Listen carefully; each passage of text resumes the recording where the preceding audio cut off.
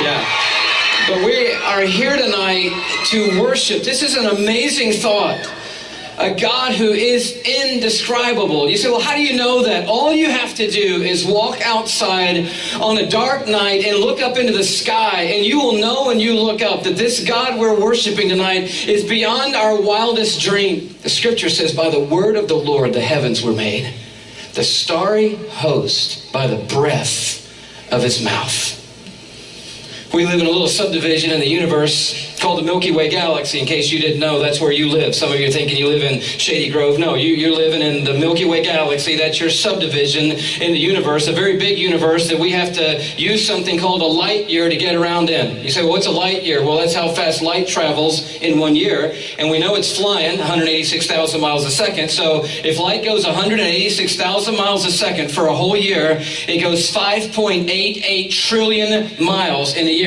And that's the measurement, or one of the main measurements we use to get around in the universe that God has created. That's how big it is. The foot, not going to help you in God's universe. The yard, of no value to you whatsoever in God's universe. The mile, insignificant. The kilometer, Matt, not going to help you getting around in God's universe. We have to use a ruler that is 5.88 trillion miles long to measure things in God's universe. And our home subdivision, the Milky Way galaxy, just came into being. It consists of billions of stars. Just our subdivision, the Milky Way galaxy. Not hundreds, not millions, not hundreds of millions. Billions of stars in our home subdivision, the Milky Way galaxy. And scientists say that there are hundreds of billions of other subdivisions and galaxies in the known universe. This shot is where we live. It's a little snapshot of the Milky Way galaxy. If you zoom into this star-forming region, you see something pretty amazing. This particular shot is a close-up of a star-forming region in our subdivision taken by a friend of ours named Dr. David Block, who's an astronomer down at Wits University in Johannesburg, South Africa. And we were down there a few months ago, and he was telling us that if we were to count the billions of stars in the Milky Way galaxy, 1 star per second. So if we just started with any one of these, I don't know which one you want to pick. Let's just start with this one right here. And because I can reach it. And we start 1, 2, 3, 4, 5. That looks like 1, but I'm close enough to see it's 2 that are close together. 7, 8, 9, 10, 11. Let's go back over here. 12. You're like, oh, please don't count them all. If we counted all the stars in our subdivision, 1 per second, it would take 2,500 years just to count the stars in the Milky Way galaxy. And God says about himself, you want to know how the universe is telling us that God is big? Through the prophet Isaiah, he says, to whom will you compare me? And who is my equal, says the Holy One. Lift your eyes to the heavens. Who created all of these? And then he answers for himself. The one who leads forth the starry host one by one and calls them each by name. Because of his mighty strength and great power, not one of them is missing. If you want to get a glimpse of it, here's a composite shot of our subdivision. The Milky Way galaxy is taken by combining hundreds of thousands of photographs.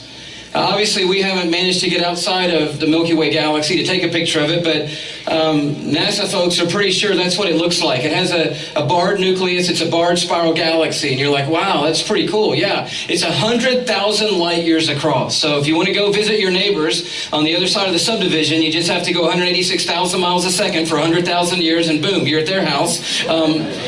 In our little neighborhood home called the Milky Way galaxy, you say, well, where are we? I'm looking for us on there. You know, we got to be right in the center, obviously. I'm sure we're right there in that middle. No, believe it or not, we're not even in the center of our own subdivision, okay? So we're affirming again tonight, it's not about you, and it's not about me. We don't even live in the center of our own subdivision, and you don't want to live in the center of the subdivision because it's scary in the center of the subdivision. You say, well, where do we live? Well, we live way out between a couple of the spiral arms. You don't want to live in there either because that's dangerous territory inside the bands. We live in that little clear zone between a couple of the bands, about 2/3 of the way out. We're living somewhere about there.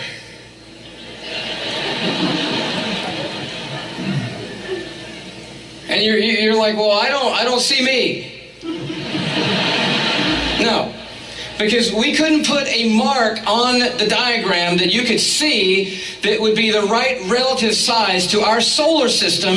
You know, that's our little cul-de-sac in the subdivision, that we couldn't even put our solar system on here in relative size to the Milky Way galaxy for you to see. It's that small inside the Milky Way galaxy. Scientists say our solar system is the size of a quarter, and the Milky Way galaxy is the size of the North American continent. So our whole solar system is a quarter, and the size of an area as big as the North American continent. We're not that consequential in our own subdivision called the Milky Way galaxy. And somewhere in there is a star, one of these billions of stars. It's not the biggest, the baddest, the brightest. It's just one of the stars of the billions of stars. We call it the sun, and around it tonight are orbiting these balls, one of which is called Earth. It's our home. That's you and me. No, I'm not trying to make you feel small. I'm trying to help you see that you are small.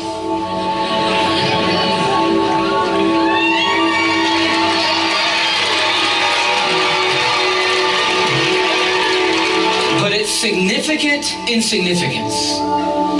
Because as tiny as we are known and prized by Majesty, who sent for us and loves us and knows us, even though we are teeny tiny little bitty people on a little bitty speck floating through the vast cosmos that He has made. Just like He could name every star as He called them into being and put them in their places, He could start in this building tonight all the way up in the top with you right there, and He could call you by your name, and He could move to you and call you by your name and you by your name, and the great Creator of all the heavens and the earth could move through this auditorium and call every single person in this building by name tonight. He knows us and is aware of us and loves us and has come to invite us into a relationship with Him that will never ever end.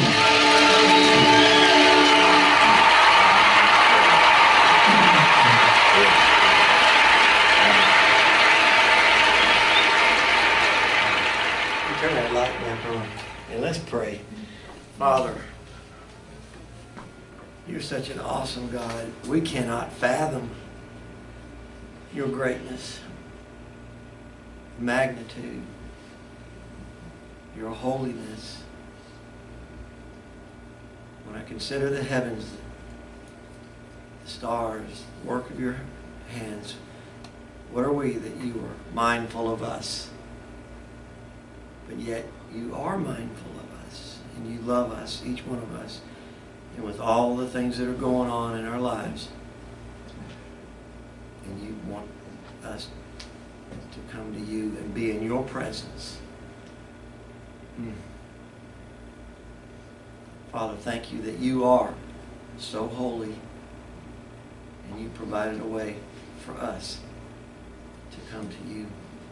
Because You came to us, sent Your Son to be the way, the truth, and the life, that we can come unto the Father. So we thank You. We just want to worship You tonight. We pray this in Yeshua's holy name. Amen. Amen. Amen. All right, now we're going to pick apart a little bit of Isaiah 6. In the year that King Uzziah died, which was what year? 939. Nope, not 930. That's when the kingdom divided. I'm sorry. 739. 739. 739, in the year that BC, in the year that King Uzziah died, I saw also the Lord, and that is Adonai. Anytime you see that, most of the time you see L-O-R-D capitalized in your scriptures, it's there in place of Yod-Heh-Vav-Heh in Hebrew. This one I checked, and this happens to be one where it is the Hebrew word Adonai, which means also Lord. Also the Lord sitting upon a throne, high and lifted up, and His train filled the temple. Uzziah was king of Judah and died in 739 after being struck with leprosy for disobeying God. Generally, like we said, he was a good king. But he was struck with leprosy and died in that year. And Isaiah connects this experience he had with that year. He just remembers that from there. And so it says the Lord and his throne are way above Isaiah's level. Isaiah 66:1 and Acts 7:4-9. Heaven is his throne and earth is his footstool. And after seeing that Louis Giglio's, I mean, wow. I mean, it's how big is heaven? How big, how vast, and how small is the footstool? And it says his train filled the temple. We saw that the train is symbolic of a king's victories. You can see that it found a picture of a long train a king had. The train of king's robe in ancient times was a sign of greatness. In some accounts, robe trains were lengthened by adding a piece of a defeated king's robe to the end of a train. So the train would grow through the years. He had more victories, the train would get longer. And so the long train was indicative of many foes being defeated by the king wearing a long train. The Lord's train that filled the temple could be symbolic of many victories over the evil one. It says his train filled the temple, filled the place. He has conquered so many, had so many victories over the evil one. That's our God. And then it says, above it stood the seraphim. Each one had 6 wings. With 2 he covered his face, with 2 he covered his feet, and with 2 he did fly. And, you know, artists can only kind of give us depictions of what that sight might have been like that Isaiah saw of some type of strange creature such as this. The main difference between the types of heavenly beings known as cherubim and seraphim is their appearance. Cherubim have 4 faces and 4 wings. Oh, they have 4 faces and 4 wings. While the seraphim have 6 wings, we're assuming they only have 1 face, as it doesn't say. In the Bible, both cherubims and seraphim's main role is to sit at the throne and worship God. So they function and do the same thing, but there's a difference. And one of these seraphim, they cried one to another. You get this kind of antiphonal picture that they're in this temple, that Isaiah saw, and they're shouting antiphonally back and forth to each other across the room, and it's loud, and it is giving glory to God. And they're saying, holy, holy, holy is the Lord. 3 times holy. No other adjective in the Bible is repeated 3 times to describe Yahweh, Jehovah. Holy, holy, holy. It's not enough just to say, he's holy. He's holy, holy, holy. There's just an awe in that. And as we study through this, exploring the holiness of God, somehow, my prayer is that we can grasp some sense of the awesomeness of God. I'm thankful for writers that string some words together that help us, but he's truly indescribable, like the song says. But we can catch a glimpse. And I think one of the things that we need to do, that I started doing, is that prayer that Moses prayed. Moses said, let me see your glory. We need to start praying that. I want to see your glory. Help me to understand how holy you are. And I can't think of any greater thing that we could experience to do, but to experience his holiness. And praying that, seeking after that. And then seeing how God will answer that prayer. Because I believe he will. You will find me when you seek me with your whole heart. So I don't think this was just a casual prayer of Moses saying, I think I'd like someday to see your glory, God. How about that? Put that on your list of things. No, this was, it gets that it's that heartfelt, earnest cry of your heart to see God. Paul said that I may know him in the power of his resurrection. You see, from some of these people that we have in the scriptures, a desire, a longing, a yearning to know God better, more fully. And I think that's what we need to do. And I hope that in this study of holiness, because we've, you know, so often we get together as the people of God, but we don't dwell on His holiness.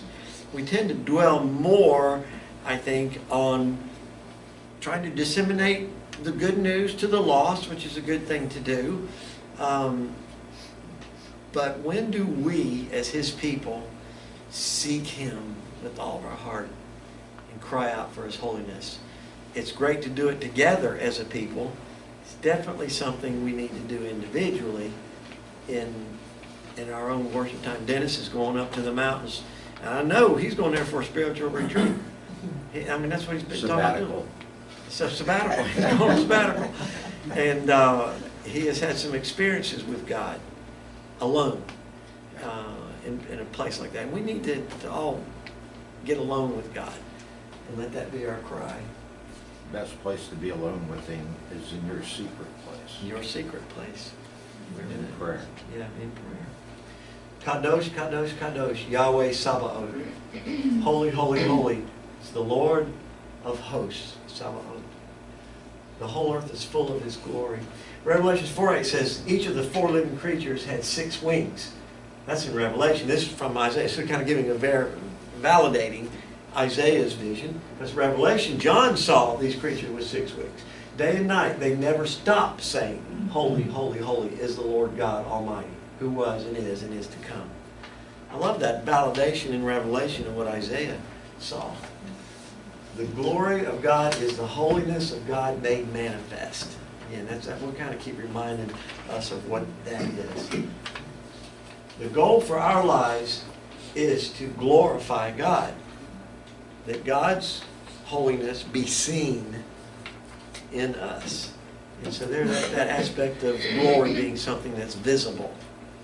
And I think that's when you're somewhere and see and experience the presence of God, there very likely could be a visible manifestation of that.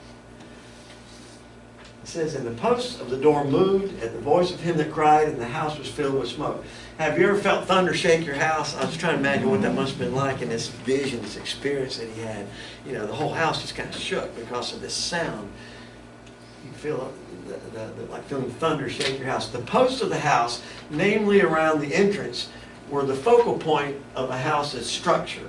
And that's where the blood was applied at the doorposts of the lintels. Something about the doorway in Scripture is so vitally important about that it's the focal point of the house.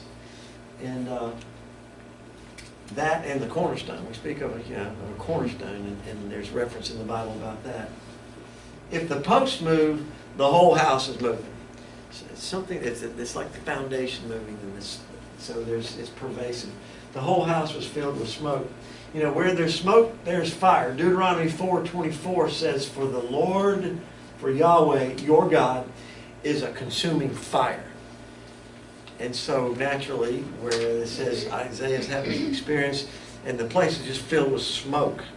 Well, it's because our God is a consuming fire.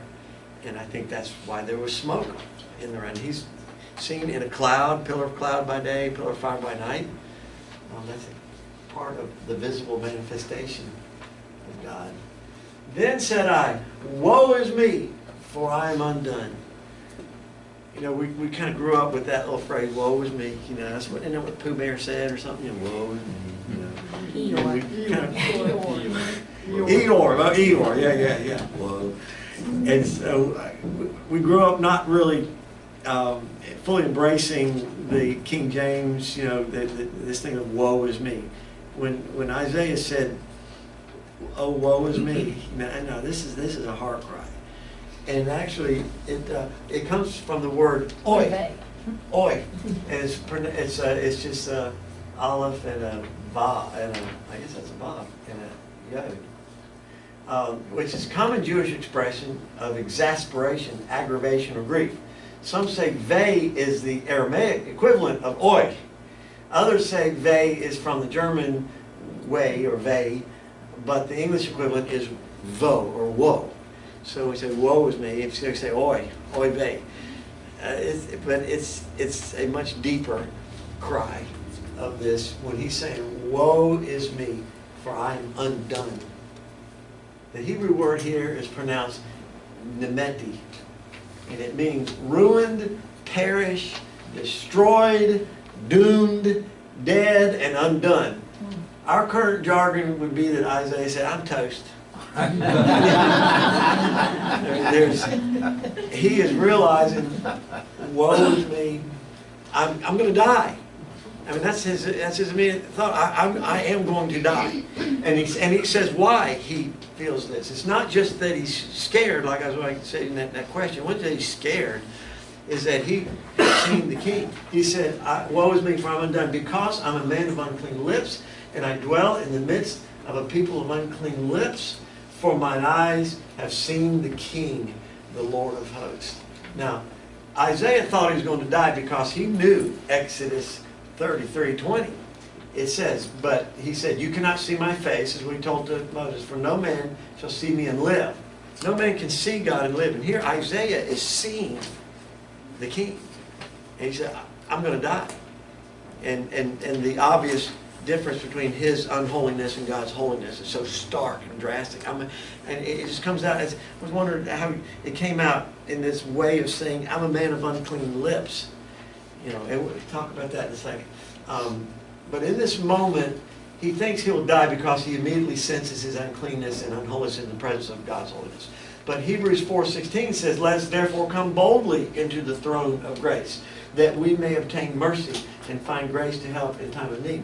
The difference, why in the New Testament, Paul says, we can come boldly, and the difference is that the blood of the Lamb has made us holy.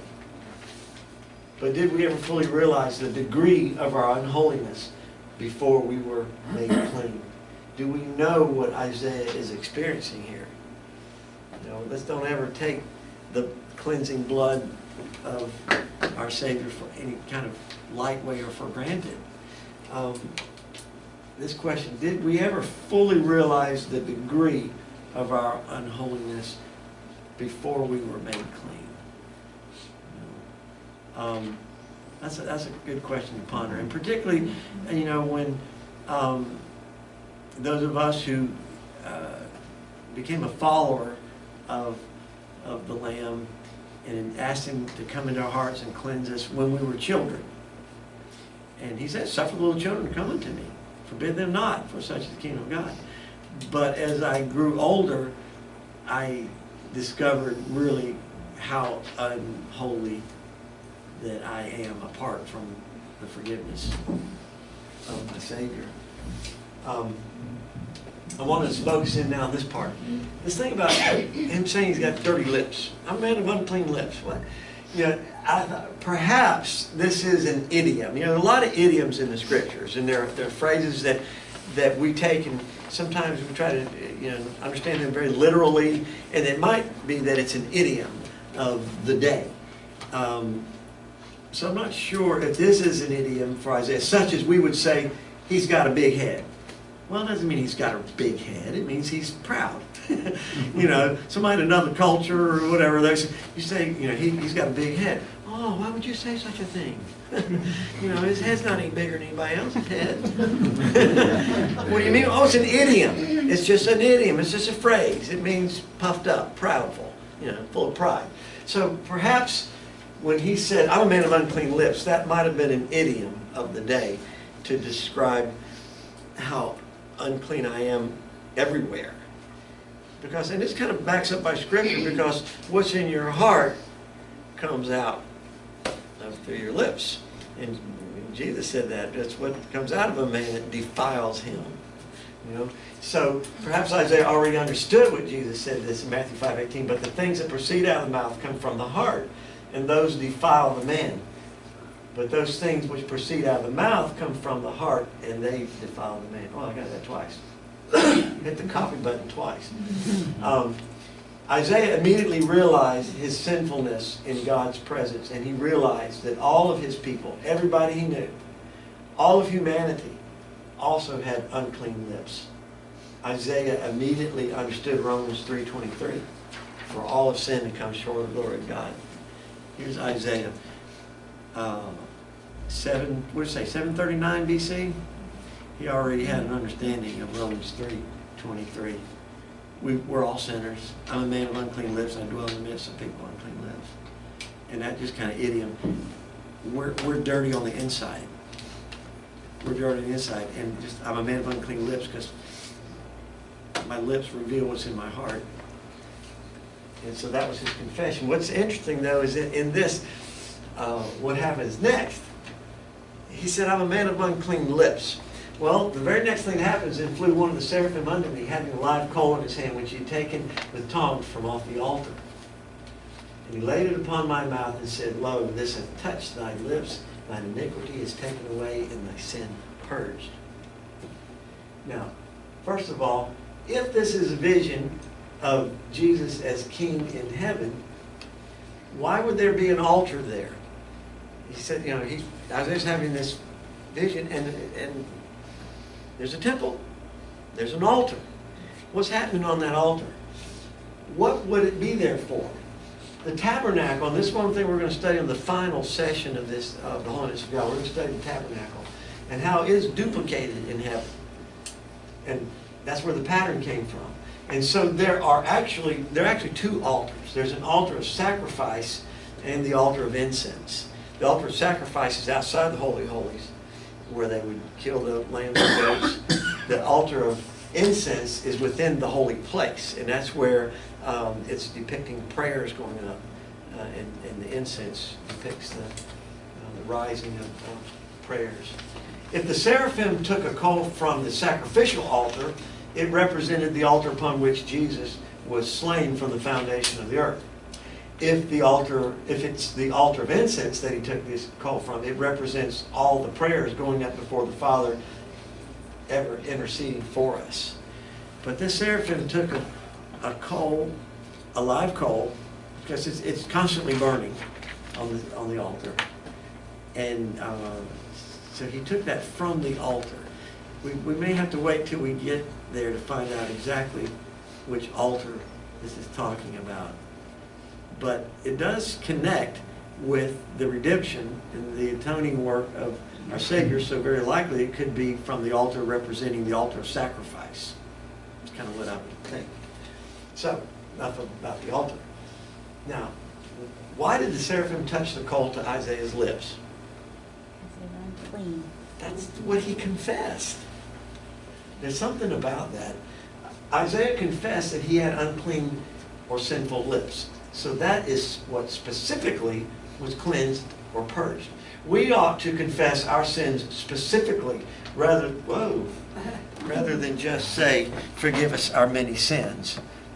We need to be specific in our prayers of confession. Rather than just say, forgive us our many sins, amen.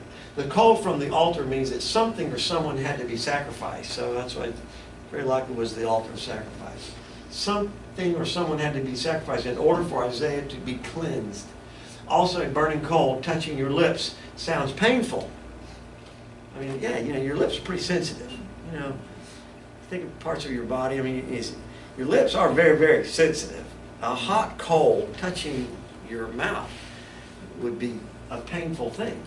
But let's see, revival or confession of sins, repentance can be a heart-rending and temporarily painful experience. Talk about having a revival coming. Revivals are not just working up a lot of joy and a lot of wonderful things like that.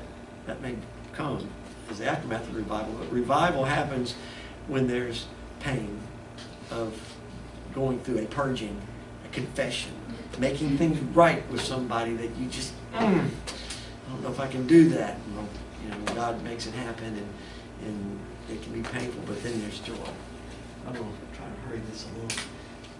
And I heard the voice of the Lord, Yahweh, saying, whom shall I send, and who will go for us? Now, this vision that Isaiah had is still short of a direct conversation between the Almighty and Isaiah.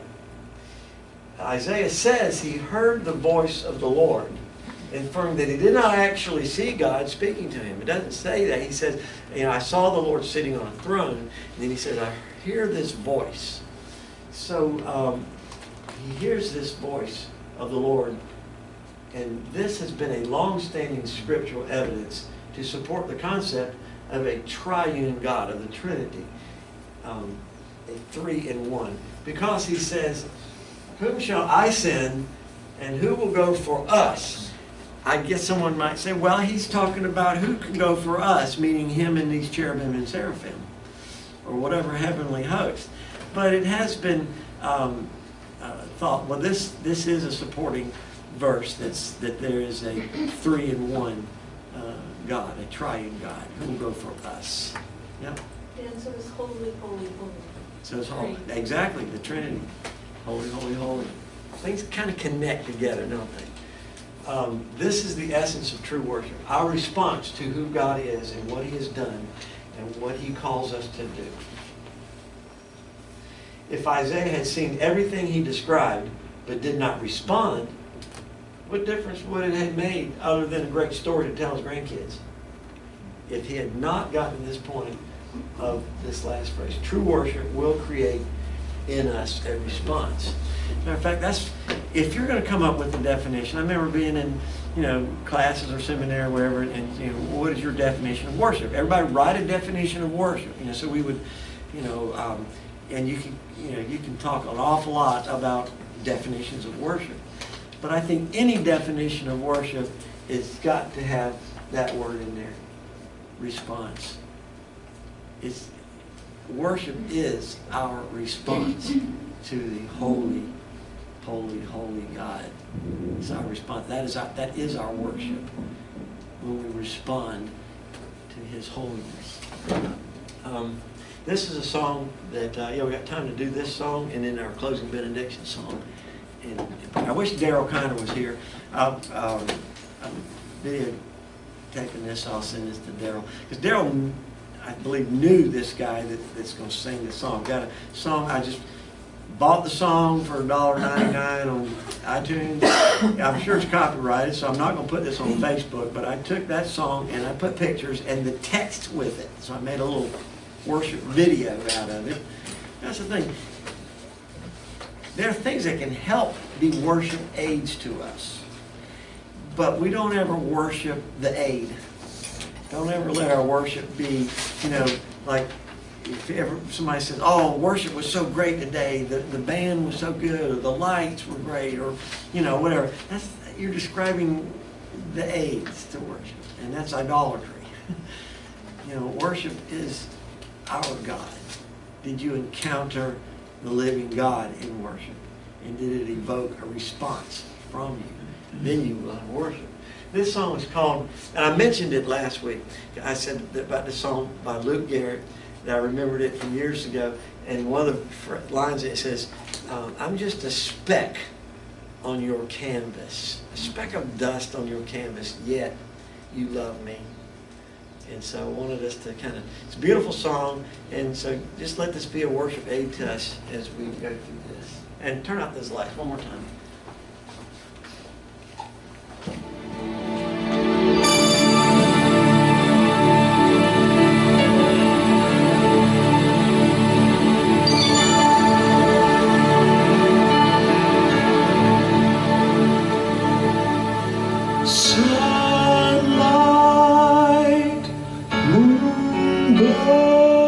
Bright stars,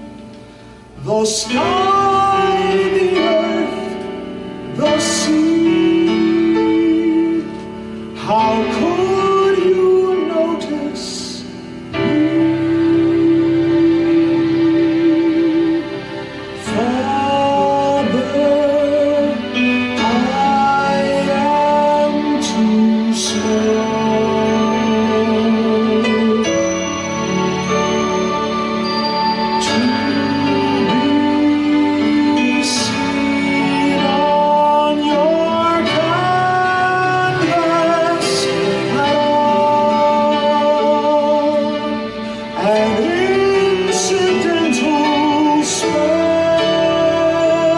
a grain of dust, and yet you love me. You love me as if I were the only one to love.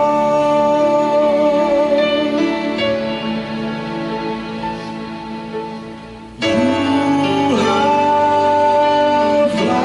lavished on me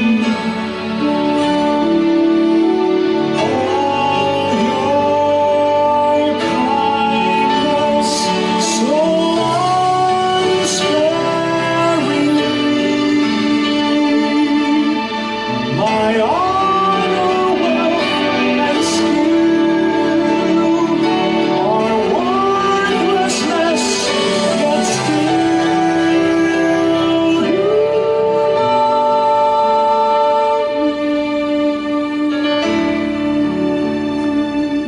you love me as if I were the only one to love.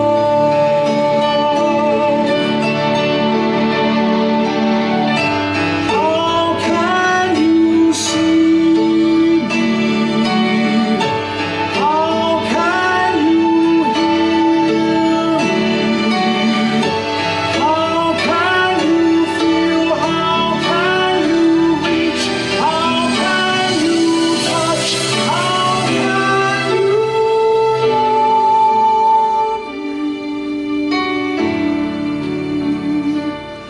You love me as if I were the only one to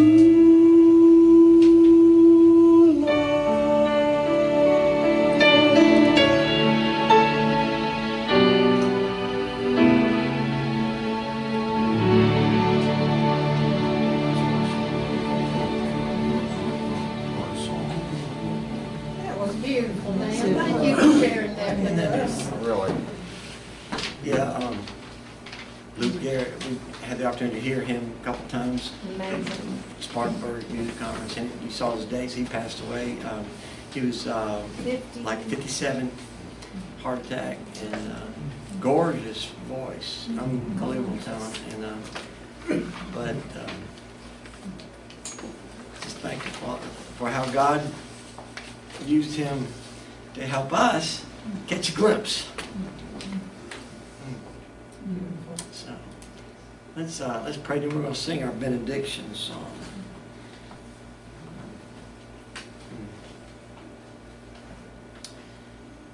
God, our God, what an artist you are. How awesome you are. We're an incidental speck, a grain of dust. And yet you love each of us. And you know what's going on in our daily routine. And you have time for us. It's amazing. Father, I pray that each one of us in this room could catch a glimpse of your holiness by letting your glory be revealed to us in some way. Maybe in a dream or a vision. It may be in something that we sense or feel. But Father, I pray that you would reveal your trueness to us.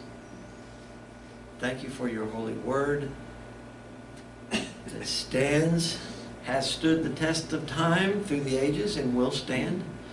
Not one jot or tittle shall pass away from your Torah, your word, till all things have been fulfilled. Heaven and earth pass away. Father, we thank you. You are the living word, and you've given us written word to help guide us. And so we want to be students of the word. We want to do everything in our part, in our pursuit of your holiness. And that means understanding what it is to die to self, take up our cross, and follow you. Teach us more about who your blessed Son, Yeshua HaMashiach, Jesus the Christ, who he is. Help us to grasp more fully what he did for us on that cross. Let us meditate on you and go out from this place with more of a desire to live holy lives unto you. We pray this in your Son's holy name. Holy, holy, holy. The name of our King, Yeshua HaMashiach. The Yod He Vav He, Yehovah. Amen. Amen. All right, let's sing our song.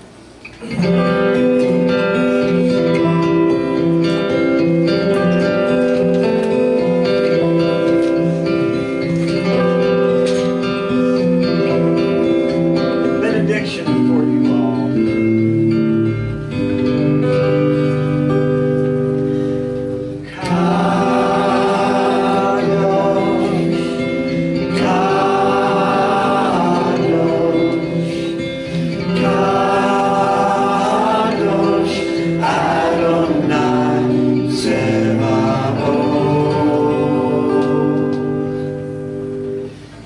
You shall be holy, for I am holy.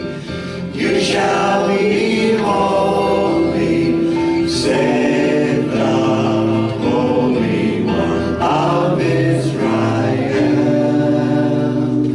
who was and is forever and ever. You are my bride, be pure and spotless, for I am coming soon, and you and I will be together forever and ever and ever.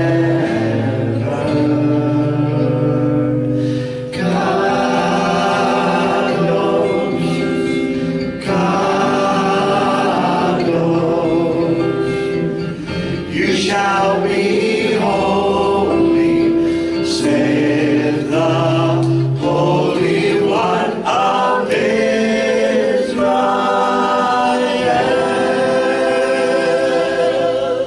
He's holy, you also be holy in all your conducts. And it is written, you shall be holy, for I am holy. Amen. Amen. Amen. You're dismissed. Have a great week. Thank you, Dan. That was great.